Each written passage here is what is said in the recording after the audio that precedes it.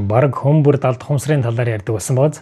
Энэ бол маш сайн гэсэн үг л дээ. 2003 оноос дэлхийн шилжилт илүү эрчимтсэн юм билээ. Энерги бол дээшилж байгаа гэсэн. Энэний оргил нь бол 2025 он, 2026 он юм билээ. Тийм учраас маш олон хүн сэрж байгаа. Маш олон хүнийг дотоод далд хумсар нь өөрсдийн дотор хүмүүс нь гжигдээд зүгээр суулгахгүй байгаа. Нэг л хэвийн биш байгаа. Энэ жил ялангуяа нэг л юм тавгүй тохгүй дутуу юм шиг тийм болцсон байгаа. Маш олон хүмүүс тэгж мэдэрж байгаа. Энэ нь бол материаллык зүйл рүү үргэлж анхаарлаа хандуулахаа болооч ээ. Энэ бол та бүгдийн амьдралын энэ оршихуйн 2% юм аа. 98% болохын далд хумсард нүдэнд харагдахгүй энэ оршихуйн талаар анхаарлаа хандуулаач ээ гэдэг дохио. Та нарыг ингээд дотоод очиж гжигдээд байгаа. Энэ одоо урайлга дуудлага хүлээж авсан олон хүмүүс нь бүгдээрээ ингээд далд хумсрын талаар яриад эхэлсэн байна.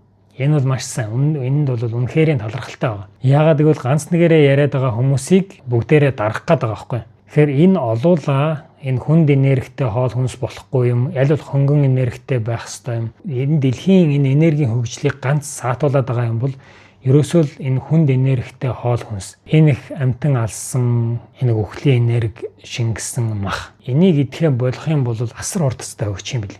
Хүндрэлтэн өөрсдөө ч өгчих юм бэлээ, дэлхий ч өгчих юм бэлээ.